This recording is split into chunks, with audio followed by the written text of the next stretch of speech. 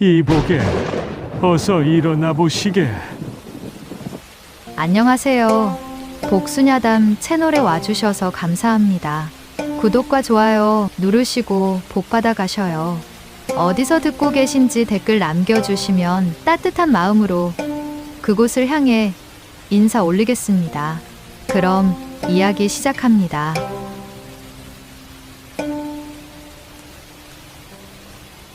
초겨울로 접어드는 어느 날 저녁이었습니다.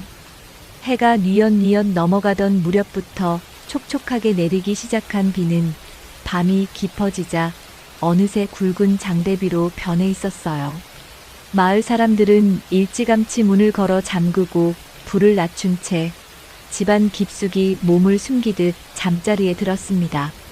51살의 총구장 김만석은 창호 사이로 새어 들어오는 빗소리를 들으며 잠자리에 누웠지만 좀처럼 잠이 오지 않았어요. 올해 공납은 어떻게 채워야 할지, 군역에 끌려간 장정들은 제때 돌아올지, 흉년 기미가 보이는데 내년 봄까지 버틸 수 있을지, 마을을 책임진 자로서 걱정은 끝이 없었습니다. 여보, 잠이 안 오시나 봐요. 옆에 누워있던 아내 복례가 조용히 물었습니다. 만석은 한숨을 길게 내쉬며 대답했어요. 마을 창고 생각을 하니 마음이 편치 않소. 겨우겨우 모아둔 곡식과 은전인데 혹여 무슨 일이라도 생기면 어쩌나 싶어서.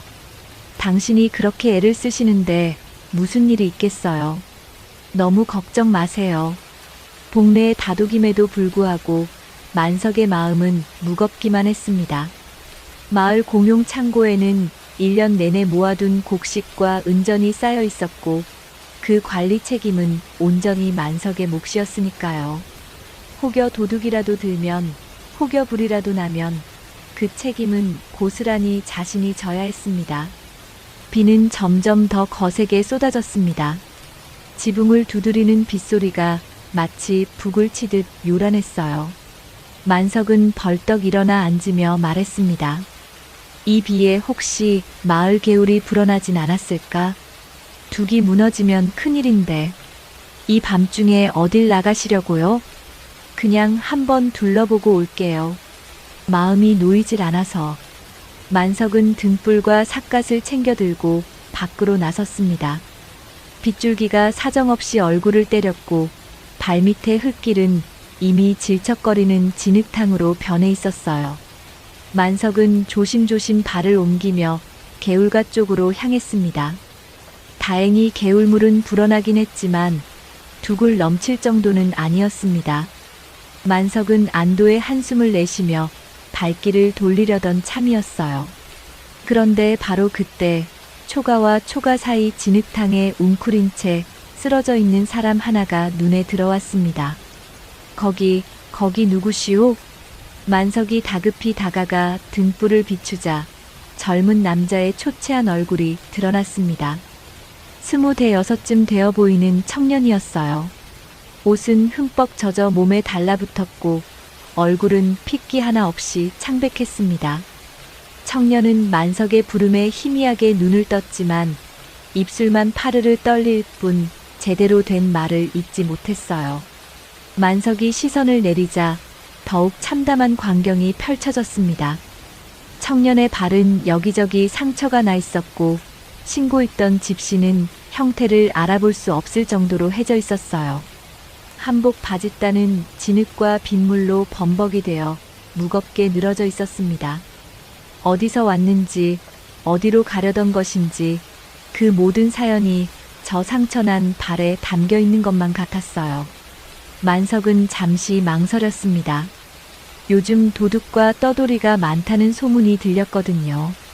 창고 관리인으로서 함부로 낯선 사람을 믿어선 안 된다는 생각이 머리를 스쳤습니다. 하지만 쓰러진 청년의 떨리는 어깨와 가쁜 숨소리를 보니 그냥 지나칠 수가 없었어요. 사람을 그냥 버려두는 건 옳지 않지. 일단 살려놓고 따져도 늦지 않아.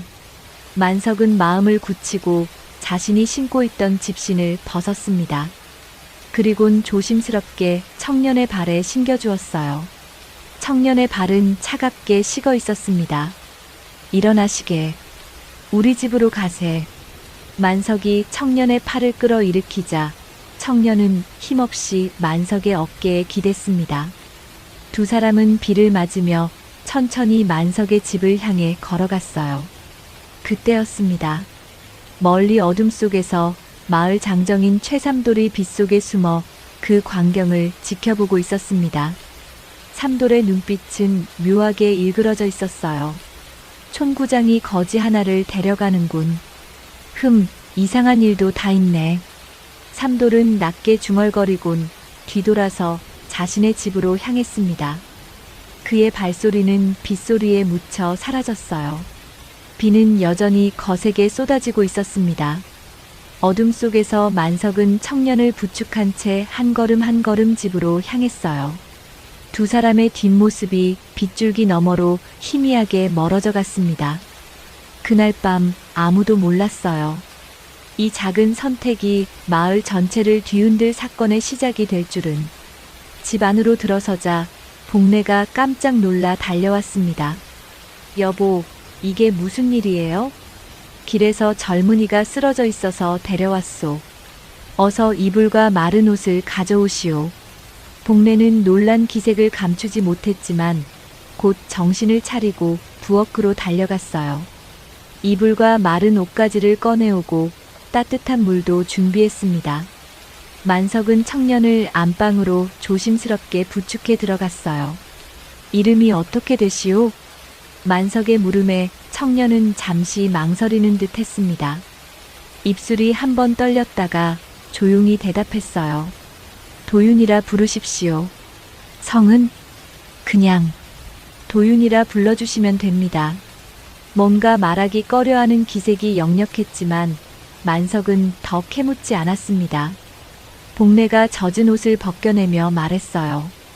어쩌다 이 지경이 되셨어요? 발이 온통 상처투성이잖아요. 복례는 정성스럽게 도윤의 발을 씻어주기 시작했습니다. 따뜻한 물에 발을 담그자 도윤은 움찔하며 몸을 떨었어요. 아픈 듯 했지만 내색하지 않으려 애쓰는 게 역력했습니다. 길이 너무 급해서 잠시 쉬면 다시 가야 합니다. 도윤의 목소리는 여전히 가늘게 떨리고 있었습니다. 복례는 상처에 약초를 발라주며 고개를 저었어요. 이 밤중에 어디를 간다는 거예요? 오늘은 그냥 주무시고 내일 가세요. 하지만 됐네. 이 비에 나가봤자 병만 더 얻을 거야. 만석이 단호하게 말했습니다. 복례는 따뜻한 죽과 물을 가져왔어요. 도윤은 그릇을 두 손으로 꼭 쥐고 허겁지겁 먹기 시작했습니다. 얼마나 굶었는지 죽을 떠먹는 손이 멈추질 않았어요. 하지만 중간중간 도윤은 창밖 빗소리에 귀를 기울이며 긴장한 눈빛을 보였습니다. 뭔가에 쫓기듯, 뭔가를 서두르듯 마음이 급한 게 온몸에서 느껴졌어요. 그 모습을 본 복례가 조용히 물었습니다. 무슨 급한 일이라도 있으세요? 도윤은 대답 대신 죽구름만 내려다봤습니다. 말하고 싶지 않은 것이 분명했어요. 만석은 더 이상 묻지 않고 방을 나와 복례와 함께 안방으로 향했습니다. 안방에서 부부는 작은 목소리로 대화를 나눴어요. 당신은 너무 정이 많아요. 어디서 온지도 모르는 사람을 그렇게 쉽게 집에 들이다니. 복례의 목소리에는 걱정이 섞여 있었습니다. 만석은 한숨을 쉬며 대답했어요. 거지라도 사람은 사람이지 않소. 저렇게 쓰러진 사람을 그냥 두고 올 순 없었소. 그래도 요즘 세상이 어떤데요? 혹시라도 오늘만은 재워주자고.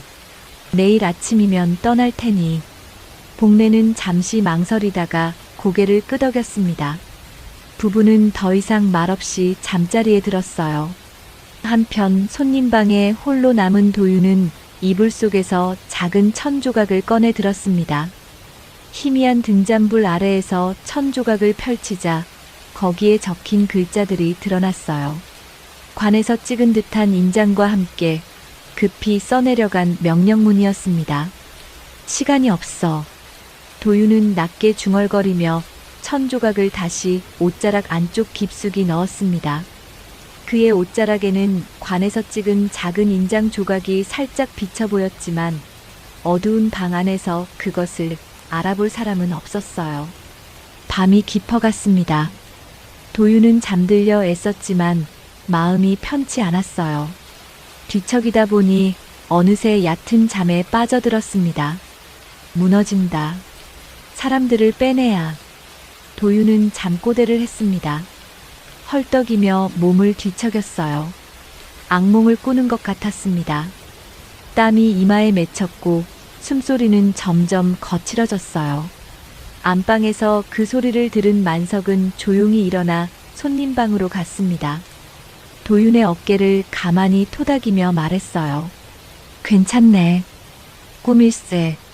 도윤은 그제야 조금 진정되는 듯 했습니다. 만석은 다시 안방으로 돌아왔지만 쉽게 잠들 수 없었어요. 저 청년에게 무슨 사연이 있는 걸까? 무엇이 저토록 급한 걸까? 막연한 불안이 가슴 한켠을 짓눌렀습니다. 등잔불이 점점 약해져 갔습니다. 어둠 속에서 도윤의 발가락 사이로 보이는 상처와 어설프게 감은 천조각이 희미하게 드러났어요. 밖에서는 여전히 비가 내리고 있었습니다. 그날 밤 두 사람은 서로 다른 걱정을 안은 채 잠 못 이루는 밤을 보냈습니다.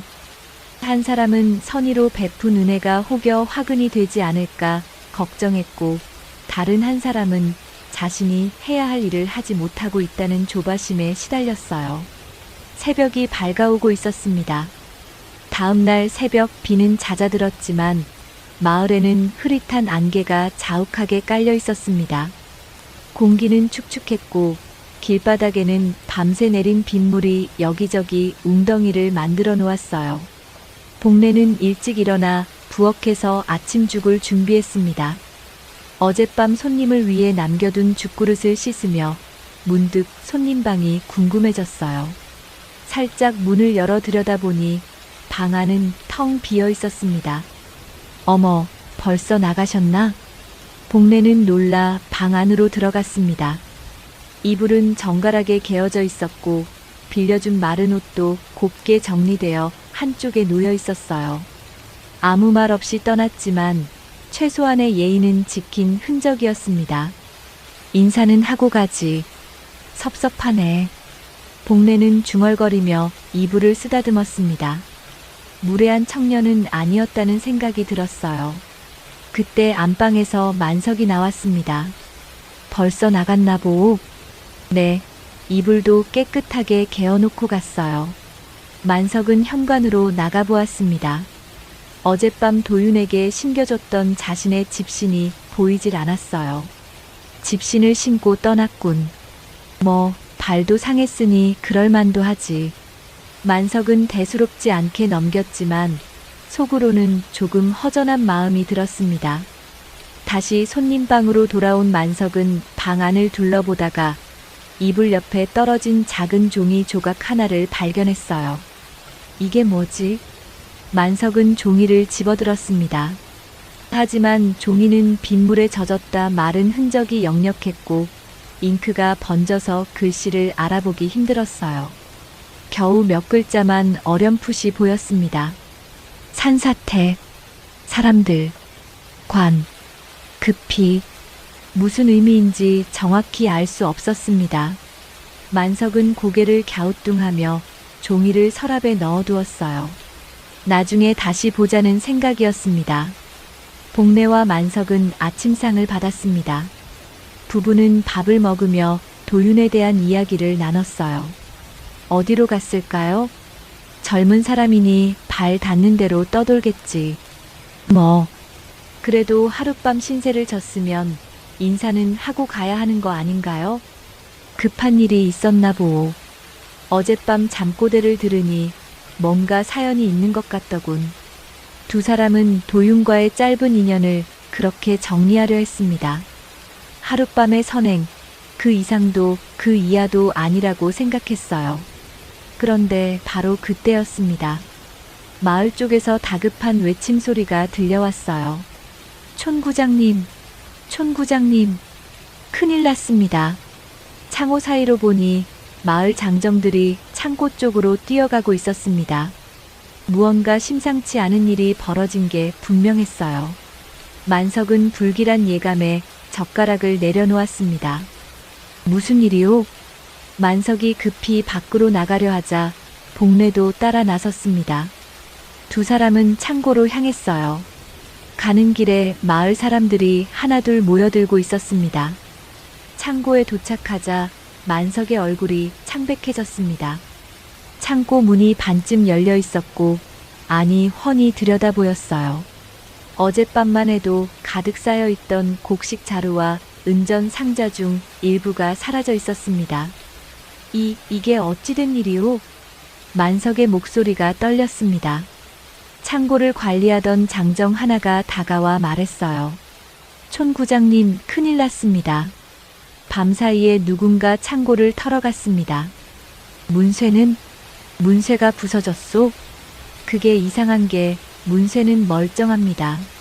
마치 열쇠로 연 것처럼 깨끗해요. 만석은 창고 안으로 들어가 살펴보았습니다. 장정의 말대로 문쇠에는 부서진 흔적이 전혀 없었어요. 누군가 열쇠를 가지고 조용히 문을 열고 필요한 만큼만 가져간 것처럼 보였습니다. 이건 안에서 열지 않으면 안 되는 문인데. 장정들이 수군거렸습니다. 곡식과 은전을 확인해 보니 전부가 아니라 일부만 사라진 상태였어요. 하지만 그 양이 결코 적지 않았습니다. 올해 겨우겨우 모아둔 것 중에서 상당한 분량이었죠. 바로 그때 최삼돌이 사람들 사이를 비집고 나왔습니다. 그의 얼굴에는 묘한 미소가 걸려 있었어요. 총구장님, 혹시 어젯밤에 낯선 사람을 집에 데려가지 않으셨습니까? 만석은 움찔했습니다. 최삼돌의 말에 주변 사람들의 시선이 일제히 만석에게 쏠렸어요. 그게 길에서 쓰러진 청년을 집에 데려간 건 사실이오만 하필이면 거지 같은 차림의 낯선 청년을 데려간 그날 밤에 창고가 털렸으니 이게 우연이겠습니까? 삼돌의 목소리는 날카로웠습니다. 주변 장정들이 웅성거리기 시작했어요. 총구장님이 뭔가 알고 계신 거 아니요? 열쇠를 가진 사람이 누구인데 안에서 열지 않으면 위험한 말들이 오가기 시작했습니다. 만석은 당황한 얼굴로 손을 내저었어요. 나도 방금 알게 됐소. 그 청년이 이런 짓을 할 줄 어떻게 알았겠소? 어디서 온 놈인지도 모르는 거지를 집에 들이는 게 말이 됩니까? 요즘 세상에 누군가가 비난조로 말했습니다. 만석의 선의 자체를 문제 삼는 목소리였어요. 복례는 남편 옆에 서서 입술을 꼭 깨물었습니다. 이건 관아에 보고해야 합니다. 공납에 차질이 생길 수도 있는 일이에요. 장정 하나가 단호하게 말했습니다. 사람들은 고개를 끄덕이며 동의했어요. 이미 만석을 향한 의심의 눈초리는 거두어들여지지 않았습니다. 사람들이 하나둘 흩어진 뒤 만석은 혼자 창고 안에 남았습니다. 비어있는 곡식 자루 더미를 멍하니 바라보며 중얼거렸어요. 정말 그 총각이 그랬단 말인가. 믿고 싶지 않았지만 상황은 모두 도윤을 가리키고 있었습니다. 만석의 가슴 속에는 배신감과 자책감이 뒤섞여 무겁게 가라앉았어요. 창고 문 앞에는 마을 사람들이 모여들었습니다. 하나둘 소문을 듣고 달려온 사람들의 얼굴은 모두 굳어 있었어요. 창고 안 텅 비어버린 자리를 바라보는 시선들은 차갑기만 했습니다. 정확히 얼마나 없어진 겁니까? 한 장정이 물었습니다. 만석은 장부를 꺼내 확인하기 시작했어요. 손이 떨려 글씨가 제대로 보이지 않았습니다. 곡식 자루가 15개, 은전 상자가 3. 전부는 아니지만 결코 적은 양이 아니오. 만석의 목소리는 가라앉아 있었습니다. 올해 공납을 위해 겨우겨우 모아둔 것들이었어요. 이 정도 양이면 공납에 차질이 생길 수밖에 없었습니다. 문새를 다시 한번 보십시오. 관리를 맡은 장정이 문새를 가리켰습니다. 만석은 자세히 살펴보았어요.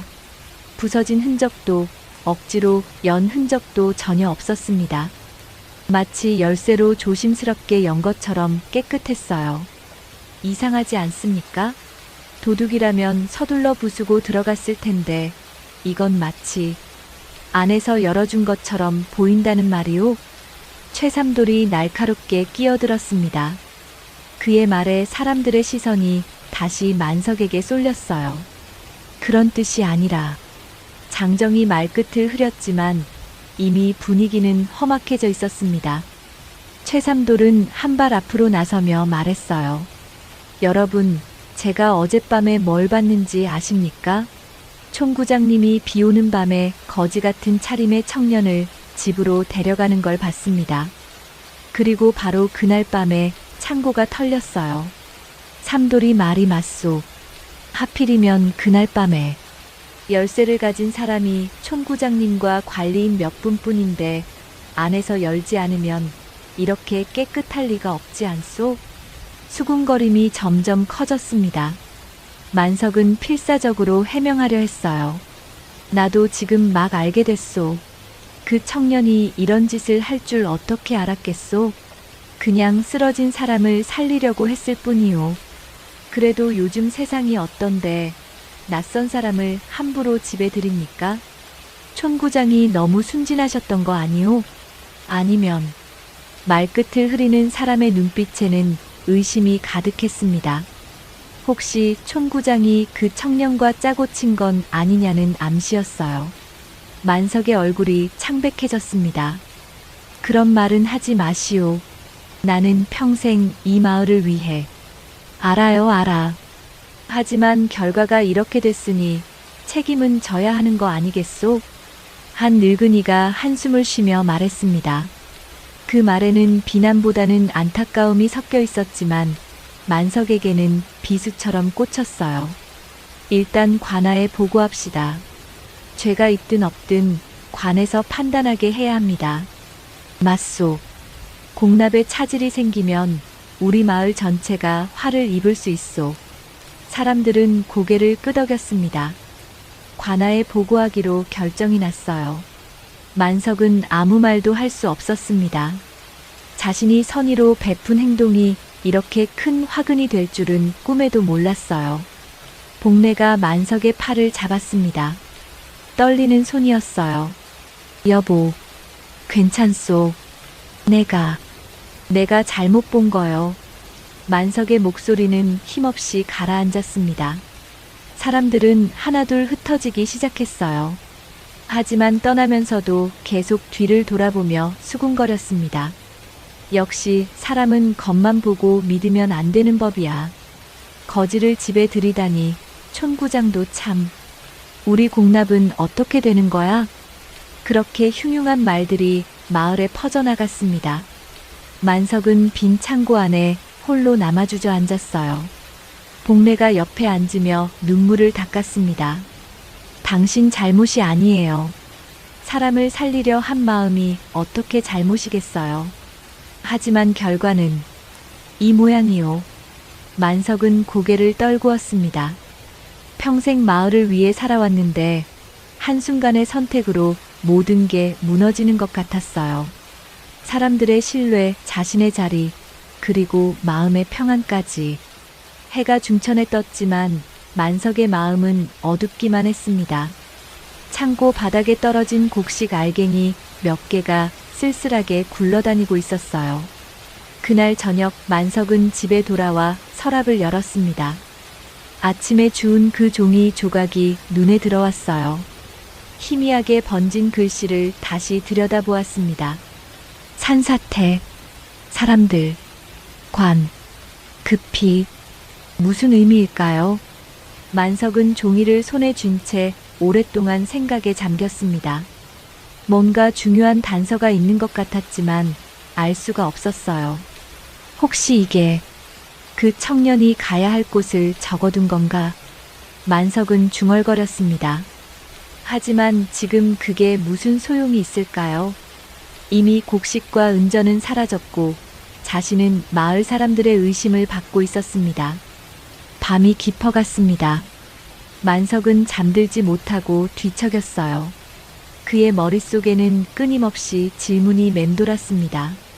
정말 그 청년이 도둑이었을까? 아니면 내가 놓친 게 있는 걸까? 하지만 답은 나오지 않았습니다. 어둠 속에서 만석은 깊은 한숨만 내쉬었어요. 내일이면 관아에서 사람이 올 것이고 조사가 시작될 것입니다. 그때 진실이 밝혀질까요? 아니면 더 깊은 수렁에 빠지게 될까요? 만석은 알 수 없었습니다.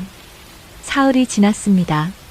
관아에서 심부름꾼이 말을 타고 내려왔어요. 마을 사람들은 긴장한 얼굴로 심부름꾼을 맞이했습니다. 총구장 김만석은 어디 있소? 여기 있습니다. 만석이 앞으로 나섰습니다. 얼굴은 야위었고 눈가에는 다크서클이 짙게 드리워져 있었어요. 사흘 동안 제대로 잠을 자지 못한 티가 역력했습니다. 창고 도난 사건에 대해 조사하러 왔소. 관련 장부와 서류를 모두 내놓으시오. 만석은 떨리는 손으로 장부를 꺼냈습니다. 심부름꾼은 꼼꼼하게 장부를 살펴보며 질문을 쏟아냈어요. 언제부터 이 창고를 관리했소? 3년 전부터입니다. 그동안 분실이나 도난 사고가 있었소? 단 한 번도 없었습니다. 열쇠는 누가 보관하고 있소? 저와 관리인 2사람, 총 3명이 각자 열쇠를 하나씩 가지고 있습니다. 심부름꾼은 고개를 끄덕이며 기록했습니다. 그러고는 창고 문을 자세히 살펴보았어요. 이상하군. 문쇠가 멀쩡하오. 도둑이 들었다면 부수고 들어왔을 텐데. 그게 저도 이해가 안 갑니다. 혹시 안에서 누가 열어줬을 가능성은?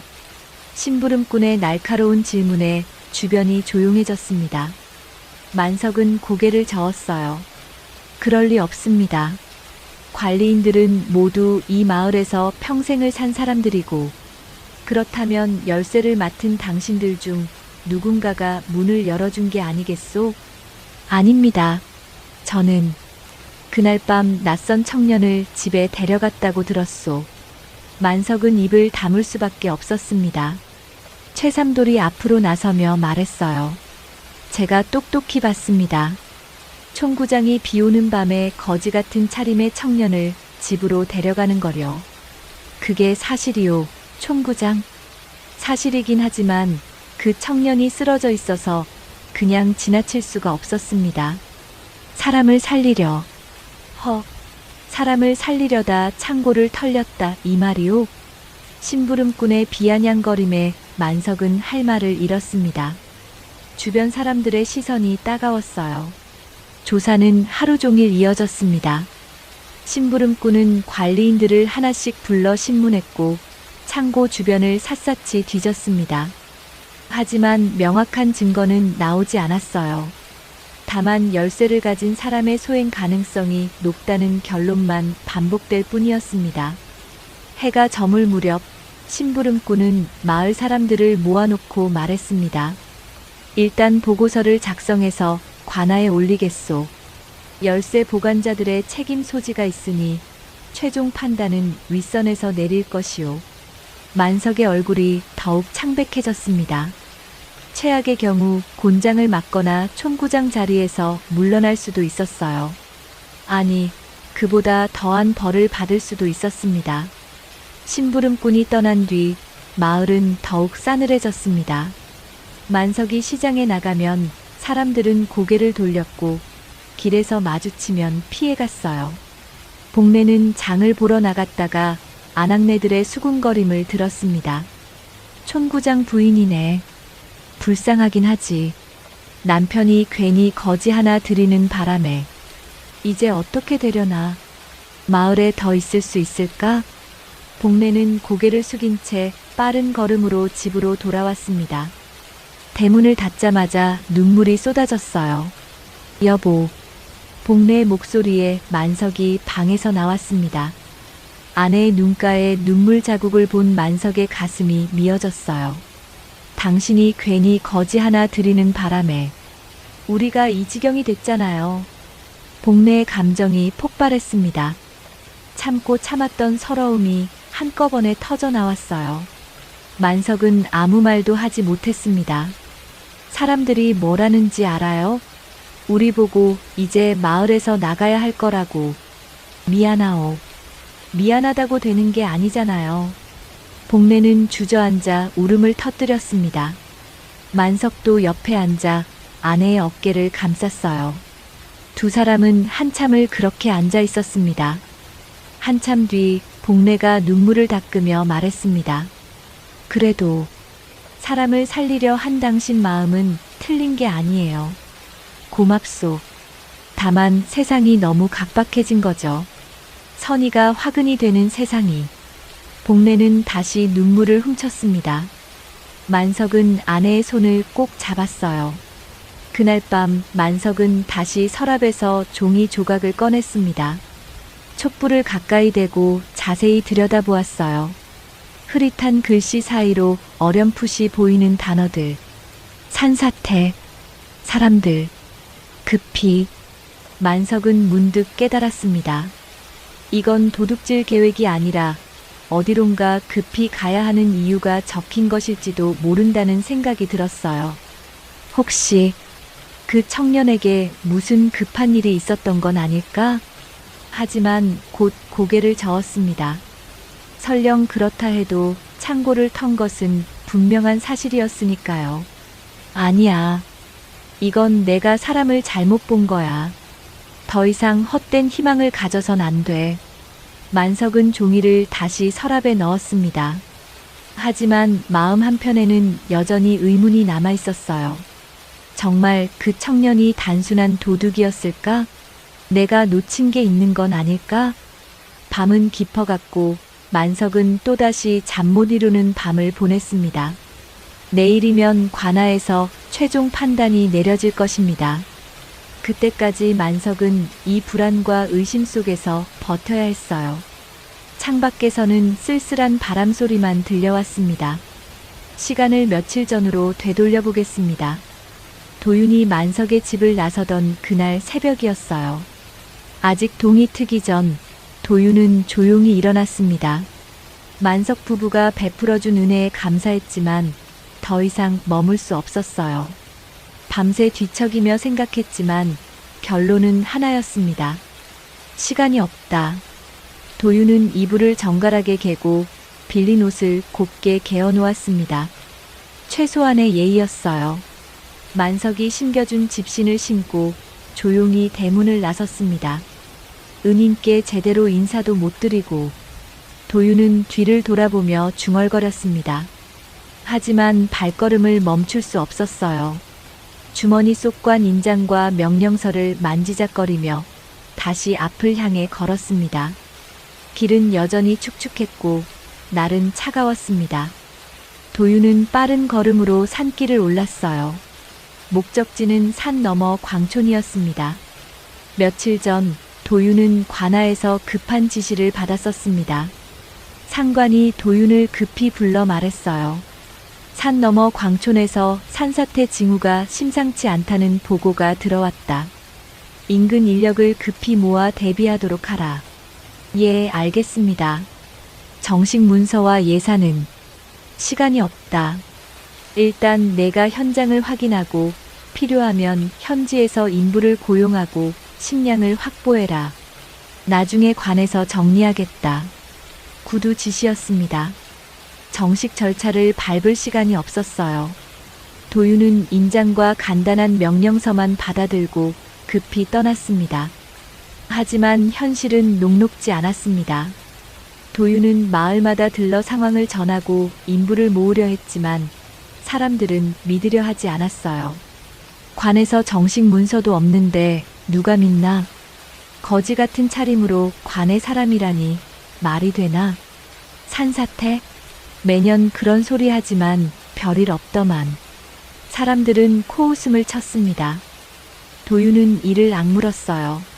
몇몇 마을에서 겨우 5~6명의 인부를 모았지만 턱없이 부족했습니다. 이 정도로는 사람들을 구할 수 없어. 도윤은 남은 돈을 모두 털어 밧줄과 삽, 지게를 빌렸습니다. 하지만 계산해보니 예상보다 비용이 훨씬 많이 들었어요. 식량도 부족했고 인부들에게 줄 품삯도 모자랐습니다. 바로 그때 도윤은 지나온 길을 떠올렸습니다. 만석의 마을 창고에 쌓여있던 곡식과 은전이 생각났어요. 저 정도면 인부를 더 모을 수 있을 텐데. 도윤은 심각하게 고민했습니다. 도둑질은 할 수 없었어요. 하지만 사람들의 목숨이 달린 일이었습니다.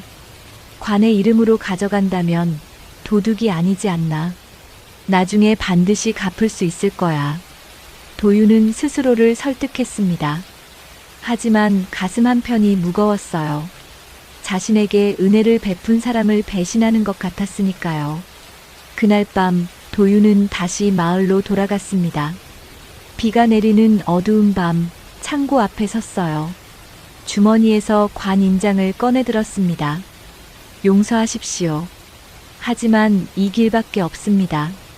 도윤은 조심스럽게 창고 문을 열었습니다. 관의 특사로서 받은 인장에는 비상시 물자를 징발할 수 있는 권한이 있었어요. 물론 정식 절차를 거쳐야 했지만 지금은 그럴 시간이 없었습니다. 창고 안으로 들어간 도윤은 곡식 자루와 은전 상자를 살펴보았습니다. 전부를 가져갈 수는 없었어요. 최소한만 가져가야 했습니다. 이 정도면 사람들을 구하고 나중에 갚을 수 있을 거야. 도윤은 필요한 만큼만 챙겼습니다. 15자루의 곡식과 3상자의 은전이었어요. 하나하나 조심스럽게 밖으로 옮기며 도윤의 얼굴에는 죄책감이 가득했습니다. 은인께 이런 짓을 하다니. 하지만 사람들을 살려야 해. 도윤은 마지막으로 창고 문을 닫으며 중얼거렸습니다. 반드시 갚겠습니다. 관에 보고하고 정식으로 처리하겠습니다. 짐을 지고 산길로 향하는 도윤의 발걸음은 무겁기만 했습니다. 만석이 심겨준 집신이 진흙탕을 밟을 때마다 삐걱거렸어요. 새벽녘 산길 중턱에서 도윤은 잠시 멈춰 섰습니다. 저 멀리 산 능선이 보였어요. 저 너머에 사람들이 있었습니다. 산사태의 위험 속에 아무것도 모르고 있을 사람들. 조금만 더 버텨다오. 도윤은 다시 걸음을 재촉했습니다. 어깨에 진 짐이 무거웠지만 그보다 더 무거운 건 마음이었어요. 은혜를 배신한 죄책감과 사람들을 구해야 한다는 책임감이 뒤엉켜 가슴을 짓눌렀습니다. 해가 떠올랐습니다. 도윤은 쉬지 않고 걸었어요. 발에 상처가 다시 벌어져 피가 배어 나왔지만 멈출 수 없었습니다. 시간이 없어. 도윤의 입에서 다급한 중얼거림이 새어나왔습니다. 그의 뒷모습은 점점 멀어져 갔어요. 산길을 오르는 작은 그림자, 그 어깨에는 무거운 짐과 더 무거운 책임이 실려 있었습니다. 그렇게 도윤은 광촌을 향해 달렸습니다. 자신이 남기고 온 마을에서 어떤 일이 벌어지고 있는지도 모른 채 오직 앞만 보고 달렸어요. 산 너머에는 구해야 할 사람들이 있었고 뒤에는 배신당했다고 생각할 은인이 있었습니다. 도윤은 그 사이에서 고통스럽게 앞으로 나아갔어요. 이틀을 꼬박 걸어 도윤은 광촌 근처에 도착했습니다. 해는 이미 기울고 있었고 산기슭에는 불길한 기운이 감돌았어요. 도윤은 마을로 들어서며 주변을 살폈습니다. 산비탈 곳곳에 작은 토사가 흘러내린 흔적이 보였어요. 나무 뿌리가 드러나 있고 바위들이 불안정하게 걸려 있었습니다. 이미 시작됐군. 도윤의 얼굴이 굳었습니다. 서둘러 마을 어른을 찾아갔어요. 마을 이장은 마당에서 담배를 피우고 있었습니다. 누구시오? 관에서 나온 이도윤이라고 합니다. 급히 드릴 말씀이 있습니다. 도윤은 인장을 꺼내 보였습니다.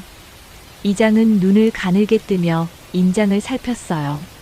관에서 무슨 일로? 산사태 위험이 있습니다.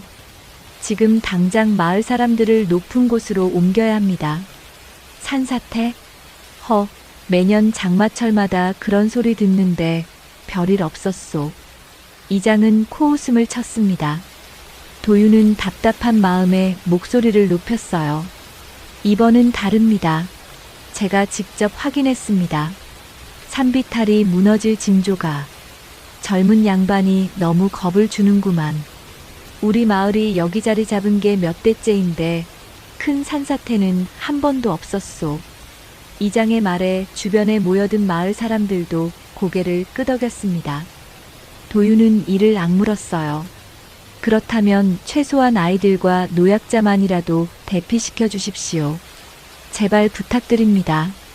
도윤의 간절한 목소리에 이장은 잠시 망설였습니다. 주변 사람들과 눈빛을 주고받더니 한숨을 쉬며 말했어요. 좋소. 아이들과 노인들만 마을 위쪽 사당으로 옮기겠소. 하지만 젊은 사람들까지 다 옮길 수는 없소. 그것만이라도 감사합니다. 도윤은 고개를 숙였습니다. 최소한의 타협이었지만 아무것도 안 하는 것보단 나았어요. 해가 지고 밤이 찾아왔습니다. 도윤은 마을 청년들과 함께 대비 작업을 시작했어요. 산비탈의 약한 부분을 확인하고 토사가 쏟아질 가능성이 높은 지점에 밧줄을 매달았습니다. 삽과 지게도 곳곳에 배치했어요. 이 정도면 어느 정도는 대응할 수 있을 거야. 도윤은 땀을 닦으며 중얼거렸습니다. 하지만 마음 한편은 여전히 불안했어요. 한밤중이었습니다. 도윤은 산기슭을 지키고 있었어요. 귀를 기울이니 멀리서 이상한 소리가 들렸습니다. 땅속 깊은 곳에서 울려오는 듯한 낮은 진동 같은 소리였어요. 온다. 도윤이 중얼거린 순간 우르르 하는 굉음과 함께 산비탈이 무너지기 시작했습니다. 거대한 토사와 바위들이 마을을 향해 쏟아져 내렸어요. 산사태다. 모두 피하시오. 도윤의 외침이 밤하늘을 갈랐습니다. 마을 사람들이 집에서 뛰쳐나왔어요. 비명소리와 울음소리가 뒤섞였습니다. 여기 사람 있다. 살려주시오. 흙먼지가 자욱하게 일어났고 돌무더기가 길을 막았습니다. 도윤은 미리 모아둔 인부들을 지휘하며 구조 작업을 시작했어요. 밧줄을 이쪽으로. 저기 무너진 집 아래에 사람이 있소. 도윤의 목소리는 카랑카랑했습니다. 인부들이 삽으로 흙을 파내기 시작했어요. 한 사람, 두 사람, 사람들이 하나씩 구조되었습니다. 아이가 안에 있어요. 한 여인이 울부짖었습니다. 도윤은 직접 무너진 집 안으로 뛰어들었어요. 흙더미를 헤치며 안으로 들어가니 구석에 웅크린 채 떨고 있는 아이가 보였습니다. 괜찮다. 내가 왔다. 도윤은 아이를 품에 안고 밖으로 나왔습니다. 바로 그때 지붕에서 큰 돌이 떨어졌어요. 도윤은 아이를 감싸며 어깨로 돌을 받아냈습니다. 도윤의 어깨에서 피가 흘러내렸지만 아이는 무사했습니다. 밖으로 나온 도윤은 아이를 어머니에게 건네주었어요. 고맙습니다. 정말 고맙습니다. 여인은 눈물을 흘리며 아이를 껴안았습니다. 도윤은 피 흘리는 어깨를 감싸며 다시 구조 현장으로 향했어요. 밤새 구조 작업이 이어졌습니다. 도윤은 쉬지 않고 움직였어요. 흙을 파내고 돌을 치우고 매몰된 사람들을 끌어냈습니다. 한 노인이 다리에 큰 바위가 깔려 있었습니다. 도윤과 인부들이 힘을 합쳐 바위를 들어 올렸어요. 하나, 둘, 셋. 바위가 굴러떨어지고 노인이 구조되었습니다. 다리가 부러졌지만 목숨은 건졌어요. 감사합니다. 살려주셔서. 노인의 떨리는 목소리에 도윤은 고개를 끄덕였습니다. 하지만 쉴 틈이 없었어요. 아직도 구조되지 못한 사람들이 있었으니까요. 그때 인부 하나가 다급히 달려왔습니다. 저기요. 저쪽 무너진 초가에 어린 남자아이가 갇혀 있습니다. 도윤은 서둘러 그 집으로 향했습니다. 초가는 거의 반이 무너져 내린 상태였어요. 안에서 가느다란 울음소리가 들렸습니다. 살려주세요. 도윤은 좁은 틈으로 기어들어갔습니다. 어둠 속에서 7살쯤 되어 보이는 남자아이가 떨고 있었어요. 아이는 다친 곳은 없었지만 무너진 기둥과 흙더미에 갇혀 움직이지 못했습니다. 괜찮아. 이제 나갈 수 있어. 도윤은 조심스럽게 기둥을 들어올리며 아이를 빼냈습니다. 아이를 업고 밖으로 나오자 새벽빛이 비치기 시작했어요. 아이고, 우리 손자. 한 할머니가 달려와 아이를 안았습니다. 그 순간 도윤의 눈이 흔들렸어요. 할머니의 얼굴에서 어딘가 익숙한 느낌을 받았습니다. 혹시 만석 어른의 사촌댁이 이 마을에 계신다고 들었는데. 맞소. 나가 만석이 사촌이요. 이 아이가 내 손자고.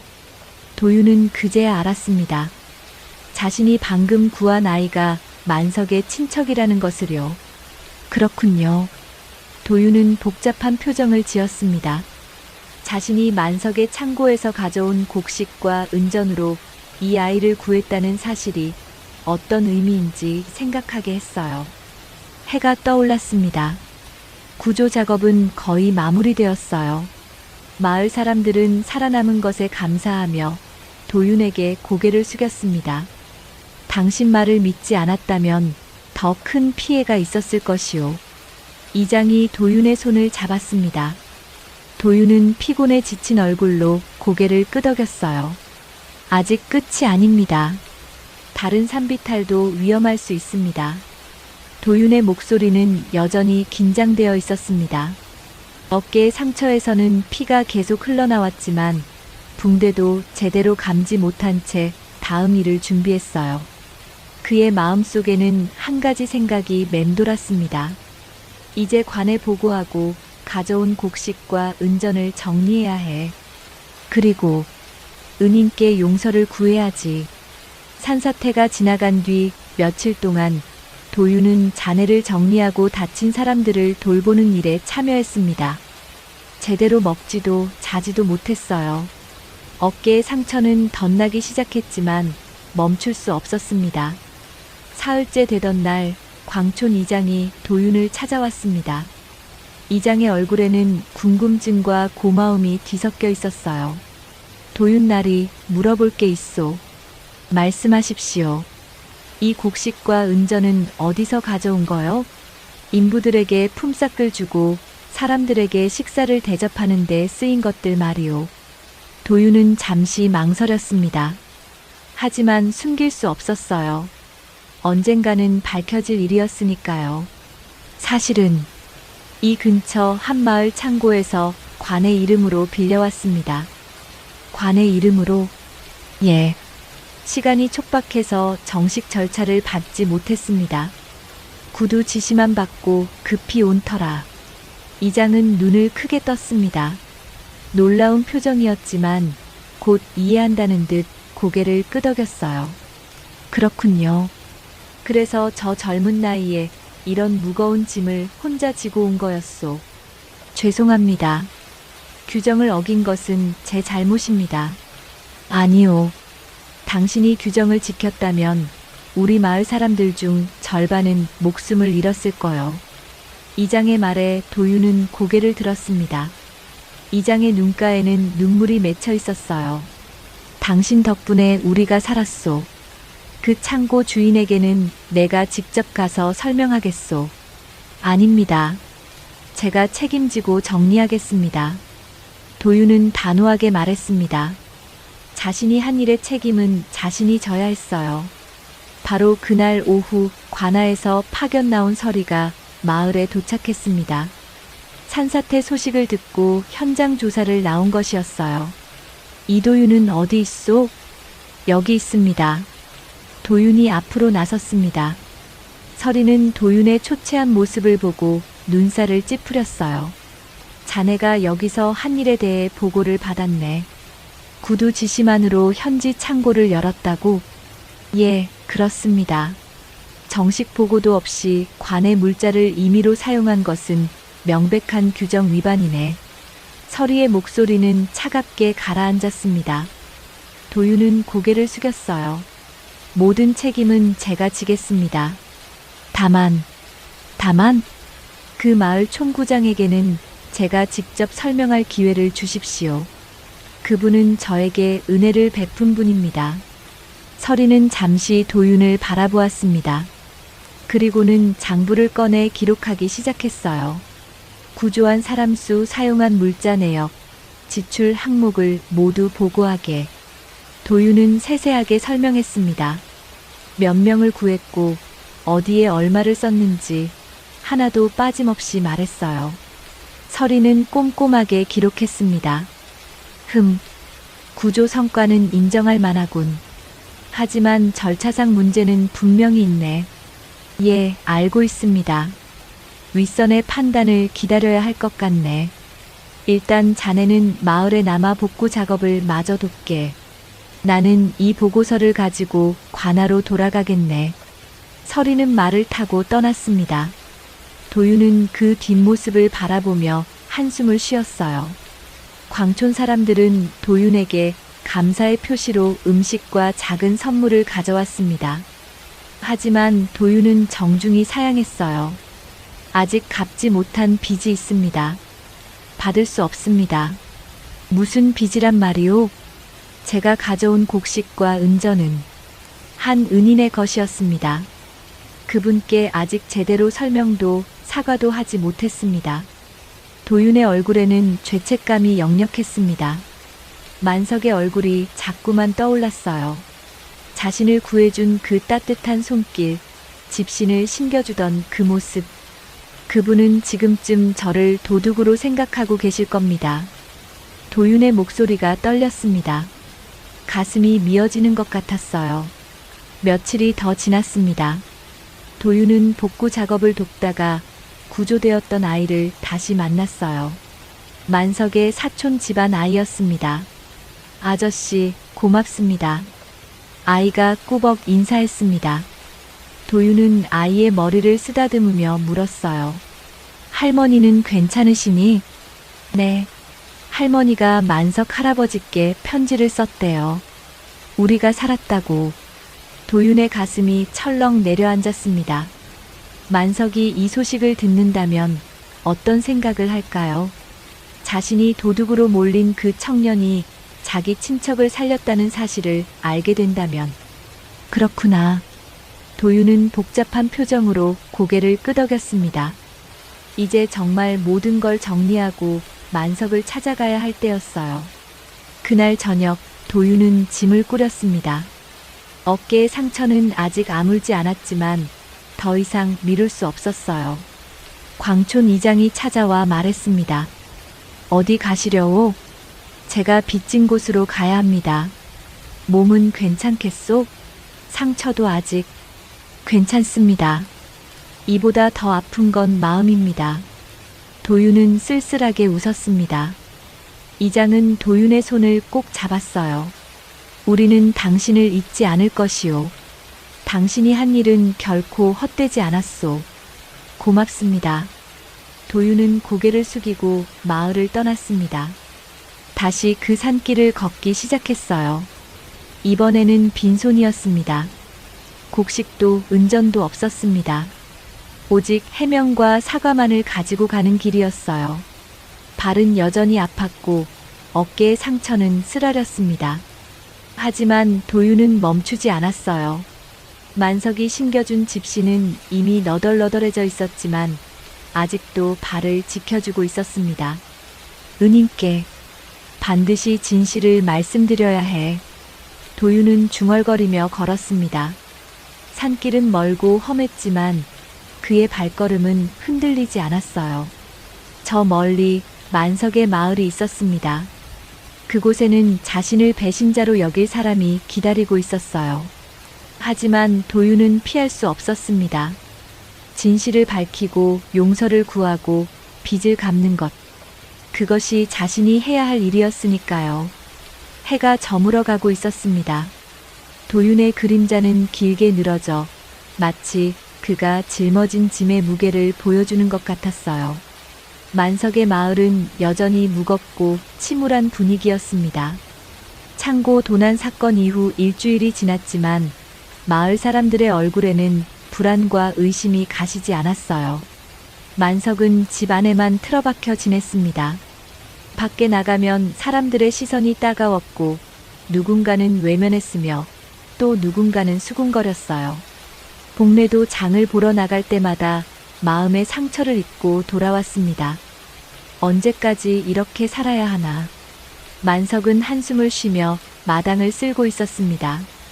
바로 그때 마을 어귀에서 말발굽 소리가 들려왔어요. 저게 무슨 소리지? 마을 사람들이 하나둘 밖으로 나왔습니다. 관아에서 정식으로 보낸 수비대가 말을 타고 마을로 들어오고 있었어요. 앞장선 사람은 수비대장 임춘배였습니다. 모두 모이시오. 관아의 입장을 전하겠소. 임춘배의 우렁찬 목소리에 마을 사람들이 급히 모여들었습니다. 만석과 복례도 조심스럽게 밖으로 나왔어요. 최삼돌은 사람들 틈에서 이제야 범인을 잡는구나 하는 표정을 지었습니다. 임춘배는 말에서 내려 창고를 확인한 뒤 사람들 앞에 섰습니다. 그리고는 장부를 펼쳐들었어요. 여러분이 도난당했다고 생각하신 곡식과 은전에 대해 말씀드리겠소. 모두의 시선이 임춘배에게 집중되었습니다.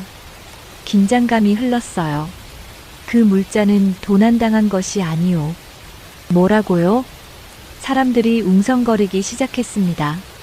임춘배는 손을 들어 조용히 시키고는 계속 말했어요. 산 너머 광촌에서 대규모 산사태가 발생했소. 그 소식을 듣고 계신 분 있소? 몇몇 사람들이 고개를 끄덕였습니다. 소문으로 들은 적은 있었어요. 그 산사태 현장에서 구조 작업이 벌어졌소. 여러분의 곡식과 은전은 바로 그 구조 작업에 사용되었소. 구조 작업이요? 그렇죠. 인부를 고용하고 식량을 확보하고 구조 장비를 마련하는 데 쓰였소. 임춘배는 장부를 보이며 설명했습니다. 얼마를 어디에 썼는지 구체적인 내역이 적혀 있었어요. 그 작업을 지휘한 사람은 관아의 특사 이도윤이었소. 만석의 얼굴이 굳었습니다. 도윤, 그 이름이 귀에 꽂혔어요. 이도윤은 며칠 전 이 마을에 잠시 머물렀던 것으로 알고 있소. 임춘배가 만석을 바라보았습니다. 만석은 고개를 끄덕였어요. 그 청년이 관아의 특사였단 말입니까? 그렇죠. 거지 같은 차림이었지만 관의 임무를 수행하던 사람이었소. 사람들이 술렁거렸습니다. 최삼돌의 얼굴이 붉어지기 시작했어요. 이도윤은 산사태 징후를 발견하고 시간이 촉박해 정식 절차 없이 현지에서 물자를 확보했소. 그것이 바로 여러분의 창고였소. 하지만 그건 그래도 도둑질 아닙니까? 누군가가 항의했습니다. 임춘배는 고개를 저었어요. 관의 특사에게는 비상시 물자를 징발할 권한이 있소.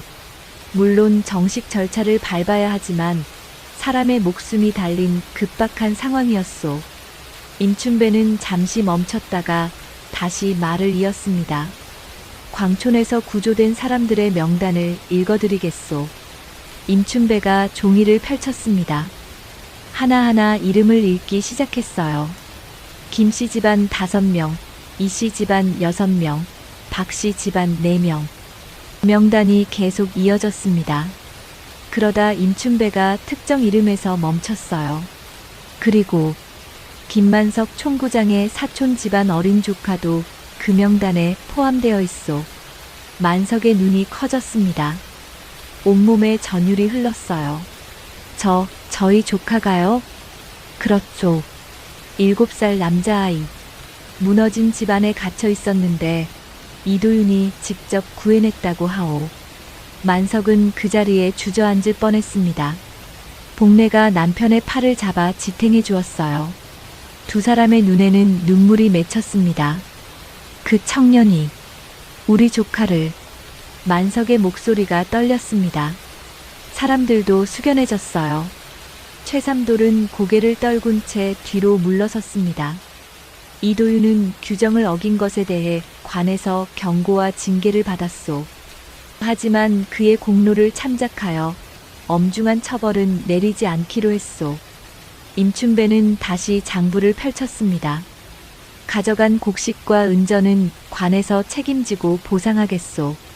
이미 은전은 준비되어 있고 곡식도 보름 안에 채워드릴 것이오. 정말입니까? 그렇죠. 그리고 공식 문서도 남기겠소. 이 마을 창고가 도둑을 맞은 게 아니라 급한 구조를 위해 사용된 것임을 명확히 기록하겠소. 사람들 사이에서 안도의 한숨이 새어나왔습니다. 공납 걱정도 도둑 걱정도 이제 끝난 것이었어요. 임춘배는 마지막으로 엄숙한 표정으로 말했습니다. 사람의 겉모습만 보고 속을 단정 짓는 일이 얼마나 위험한지 이번 일로 깨달으셨기를 바라오. 함부로 남을 죄인으로 몰아가는 일이 얼마나 큰 상처를 주는지도요. 마을이 조용해졌습니다. 아무도 말하지 못했어요. 특히 최삼돌은 얼굴이 하얗게 질려 있었습니다. 총구장 김만석은 사람을 구하려는 선한 마음으로 이도윤을 집에 들였소. 그것이 잘못이 아니라 오히려 칭찬받아야 할 일이었소. 임춘배의 말에 사람들이 만석을 바라보았습니다.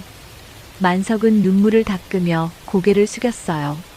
그럼 이만 돌아가겠소. 보상은 곧 이루어질 것이오.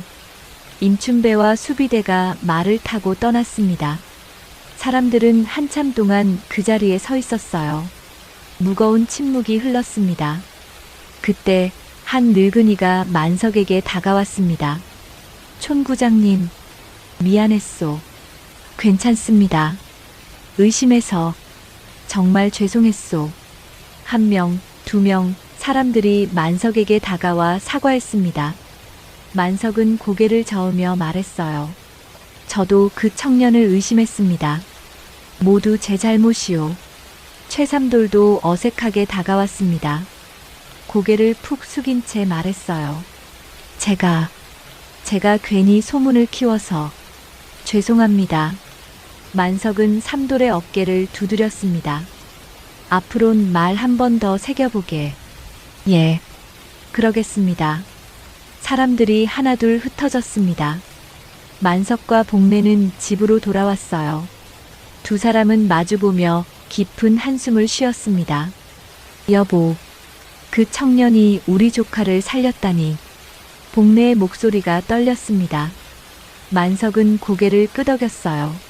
내가 그 청년을 의심했소. 도둑이라고 생각했소. 정말 부끄럽소. 만석은 서랍을 열고 도윤이 남긴 종이 조각을 꺼냈습니다. 흐릿한 글씨, 산사태, 사람들, 급히. 이제야 그 의미를 알 것 같았어요. 그 청년은 처음부터 사람을 살리러 간 거였구나. 만석은 종이를 가슴에 꼭 안았습니다. 눈물이 흘러내렸어요. 자신의 편견과 의심이 얼마나 큰 잘못이었는지 이제야 깨달았습니다. 일주일이 지났습니다. 마을은 서서히 평소의 일상으로 돌아가고 있었어요. 하지만 사람들의 마음속에는 무언가 변화가 일어나고 있었습니다. 만석은 마당에서 나무를 다듬고 있었습니다. 예전처럼 마을 사람들이 문안을 여쭙기 시작했어요. 하지만 이번에는 조금 달랐습니다.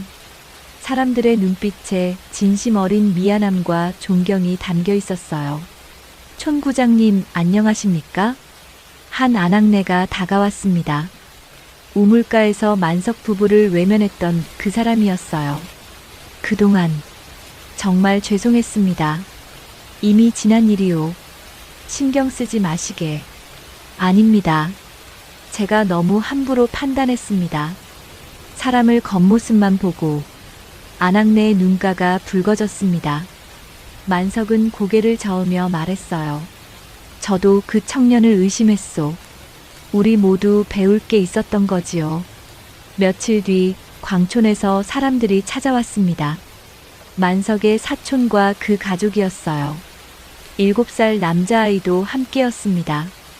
형님, 사촌이 만석을 꼭 껴안았습니다. 두 사람 모두 눈물을 흘렸어요.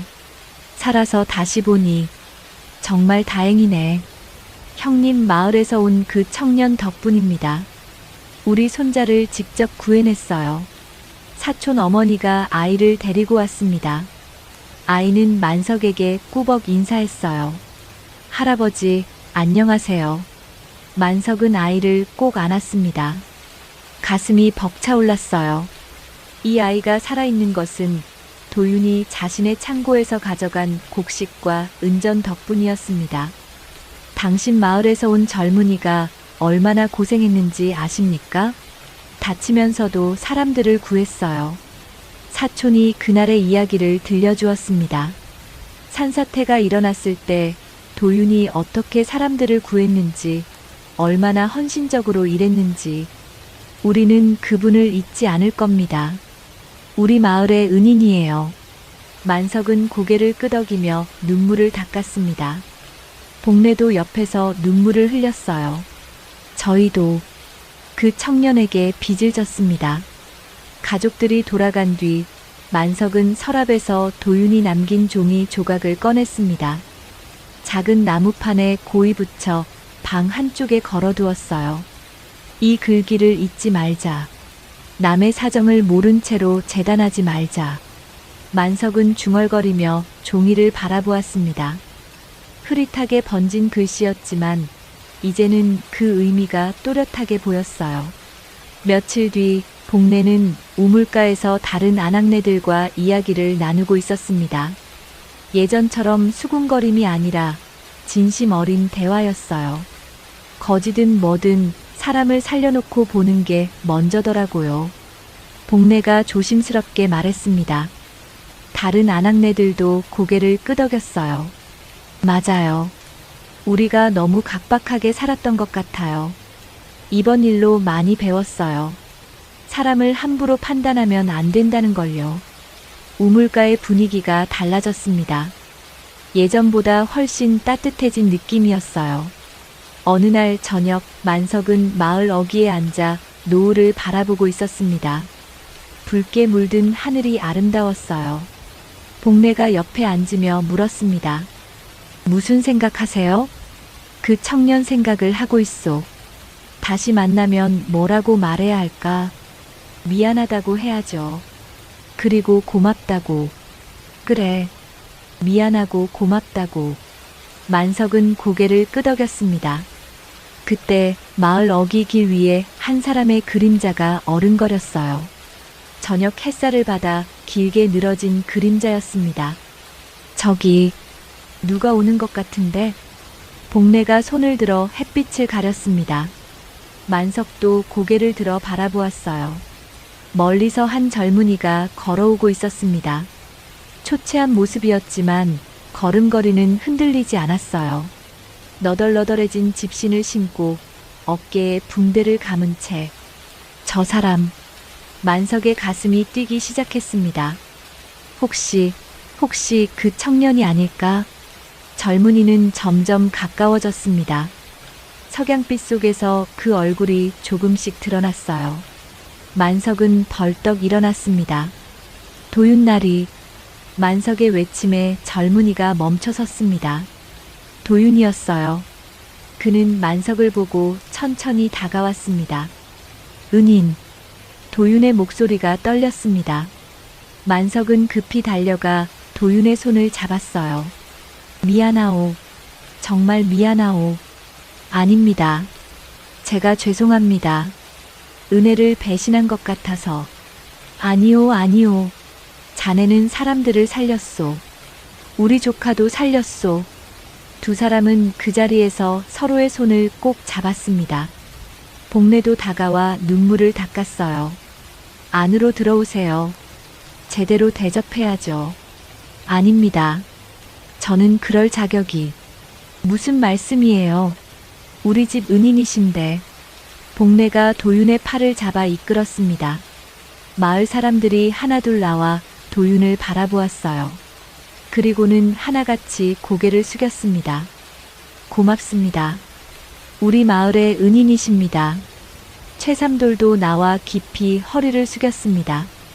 도윤은 당황한 표정으로 손을 내저었어요. 아닙니다. 저는 다만 제 일을 했을 뿐입니다. 그날 저녁 만석의 집에서는 작은 잔치가 벌어졌습니다. 마을 사람들이 음식을 가져와 도윤을 대접했어요. 도윤은 처음에는 사양했지만 결국 사람들의 정성을 받아들였습니다. 이 집신, 만석이 도윤의 발을 보며 말했습니다. 자신이 신겨줬던 집신이 너덜너덜해진 채 남아 있었어요. 죄송합니다. 신고 왔습니다. 아니요. 잘했소. 이 집신이 자네 발을 지켜줬으니. 만석은 새 집신을 가져왔습니다. 그리고는 직접 도윤의 발에 신겨주었어요. 도윤의 눈에 눈물이 맺혔습니다. 은인, 우리가 배웠소. 겉모습만 보고 재단하면 은혜도 죄가 되고 목숨을 건 수고도 도둑질이 된다는 걸 자네 덕분에 귀한 걸 배웠소. 만석의 말에 도윤은 고개를 숙였습니다. 두 사람 사이에는 더 이상 말이 필요 없었어요. 서로의 마음이 통하고 있었으니까요. 밤이 깊어갔습니다. 마을에는 평화가 찾아왔어요. 사람들은 이번 일을 잊지 않을 것입니다. 낯선 사람을 함부로 배척하지 말라는 것, 겉모습만으로 판단하지 말라는 것. 며칠 뒤 도윤이 떠날 채비를 했습니다. 만석과 복례가 배웅을 나왔어요. 또 오게. 예, 반드시 다시 오겠습니다. 도윤은 고개를 숙이고 길을 나섰습니다. 마을 사람들이 모두 나와 손을 흔들었어요. 도윤의 뒷모습이 점점 작아져 갔습니다. 만석은 저녁 노을을 바라보며 중얼거렸습니다. 발이 젖은 거지 총각. 그 청년은 우리에게 가장 큰 가르침을 남겼구나. 복례가 남편의 손을 잡았습니다. 두 사람은 오랫동안 그 자리에 서서 석양을 바라보았어요. 마을에는 새로운 풍습이 생겼습니다. 낯선 나그네가 오면 일단 사정을 듣고 도와주는 것이었어요. 함부로 의심하지 않고 먼저 따뜻한 손을 내미는 것. 그것이 발이 젖은 거지 총각이 남긴 가장 큰 선물이었습니다. 멀리서 종소리가 들려왔습니다. 저녁을 알리는 종소리였어요. 만석은 집으로 돌아가며 미소를 지었습니다. 가슴 한편이 따뜻해지는 느낌이었어요. 그날 밤 만석은 오랜만에 편안한 잠을 잤습니다. 꿈속에서 도윤이 웃으며 손을 흔들고 있었어요. 그 미소는 따뜻했고 희망으로 가득했습니다. 이야기는 이렇게 끝이 났습니다. 하지만 그 가르침은 영원히 남았어요. 사람을 겉모습으로 판단하지 말 것, 선의를 의심하지 말 것, 그리고 어려운 이웃에게 따뜻한 손을 내밀 것. 발이 젖은 거지 총각의 이야기는 그렇게 마을 사람들의 가슴 속에 깊이 새겨졌습니다.